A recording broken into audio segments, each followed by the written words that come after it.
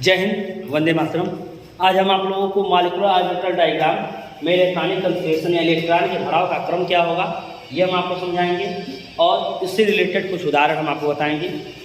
यहाँ पे ध्यान दीजिएगा, जब हम मॉलिक्यूलर ऑर्बिटल डायग्राम की बात करते हैं, मॉलिक्यूलर ऑर्बिटल थियरी की बात करते हैं, मैं इसके बारे में पहले बता चुका हूँ कि MOT molecular orbital theory Gillespie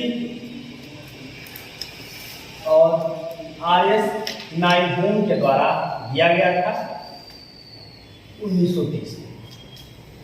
यह थियरी जो है इलेक्ट्रॉन के भराव को मॉलिक्यूलर ऑर्बिटल में किस प्रकार इलेक्ट्रॉनों का भराव होगा उसको बताने का कार्य करता है। यहाँ इलेक्ट्रॉनों के भरने के लिए मैंने एक क्रम बताया था आपको कि कुछ उदाहरण जैसे कि Li2,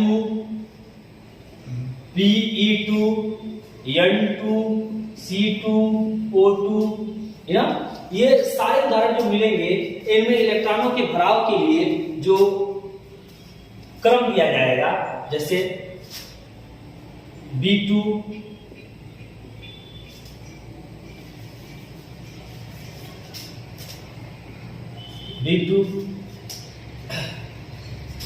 इलेक्ट्रॉनों का भराव sigma 1s,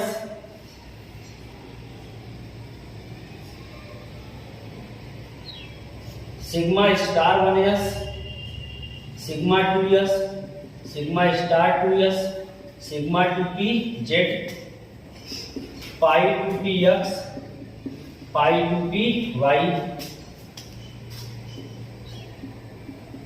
pi star 2p x, pi star 2p y और last sigma star 2p z में इलेक्ट्रॉनों का भराव दिखाया जाता है।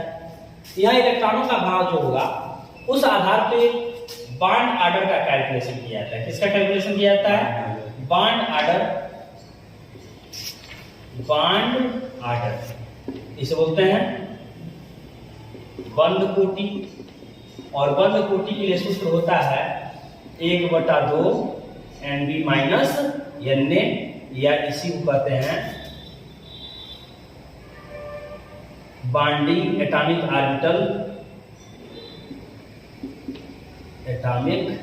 Orbital minus anti bonding atomic orbital बटे। इस आधार पे बॉन्ड ऑर्डर को कैलकुलेट किया जाता है। उदाहरण के रूप में समझिएगा,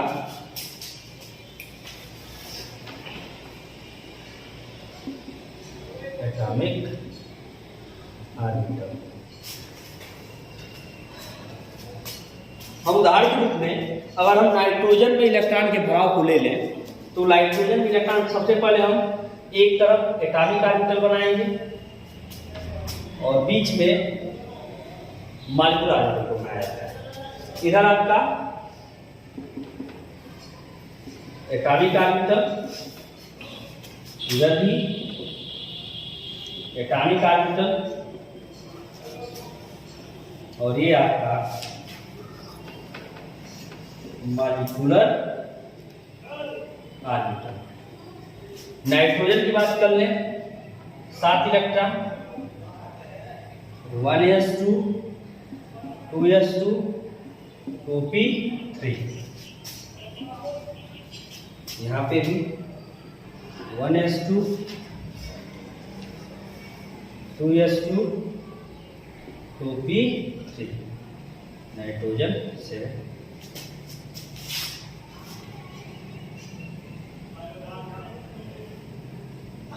इलेक्ट्रॉनों के भराव को इस प्रकार दिखाया जाता है। s ऑर्बिटल में एक ही सब ऑर्बिटल होंगे जिसमें इलेक्ट्रॉन भरे जाएंगे।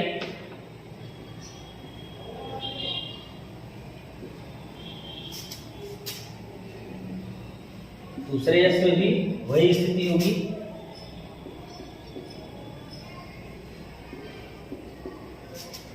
और p की जब बात करते हैं तो p में 3 होंगे और तीनों में एक इलेक्ट्रॉन भर जाएंगे।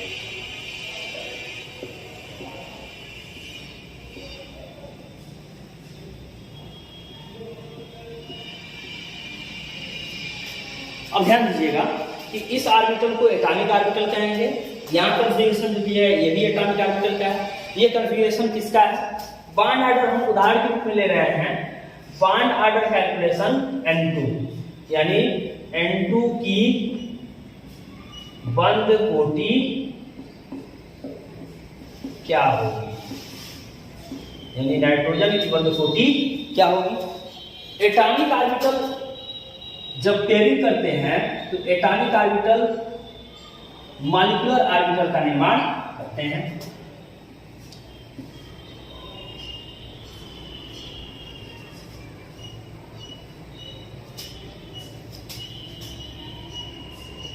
पी ऑर्बिटल में सबसे पहले आपको क्रम मैंने बताया हुआ है, उस क्रम को याद रखिएगा।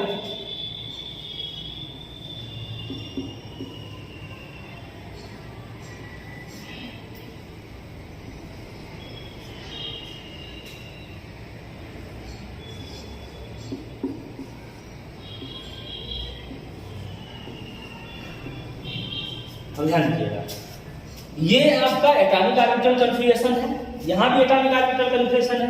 यहाँ पे जो इलेक्ट्रॉन का भरा होगा वो मॉलिक्यूलर ऑर्बिटल कॉन्फ़िगरेशन के बेस पे होगा। मैं बता चुका हूँ कि जो इलेक्ट्रॉन बिना स्टार वाले में भरे जाएंगे, यानी कहने का मतलब क्या है कि जो बिना स्टार वाले मॉलिक्यूलर ऑर्बिटल होंगे उन्हें बॉन्डिंग एटॉमिक ऑर्बिटल यानी बॉन्डिंग मॉलिक्यूलर ऑर्बिटल कहेंगे। इसे ध्यान रखिएगा कि sigma 1s, sigma 2s, sigma 2pz, पाई 2px, पाई 2py, ये सब के सब BMO यानी बॉन्डिंग मॉलिक्यूलर ऑर्बिटल कहलाते हैं। इसी तरह sigma star 1s, sigma star 2s, sigma star 2pz, pi star 2px, pi star 2py, जितने स्टार वाले होंगे ये सब के सब एंटी बॉन्डिंग मॉलिक्यूलर ऑर्बिटल यानी ABMO कहलाते हैं। अब यहाँ इलेक्ट्रॉनों का भाव देखिए, बड़ा आसानी से आप इसके बॉन्ड ऑर्डर कैलकुलेट कर सकते हैं। फार्मूला आपका दिया हुआ है, bonding atomic orbital minus anti bonding, इसी को करेंगे बटा दो Nb माइनस Na, या इसी को आप लिख सकते हैं BMO माइनस ABMO,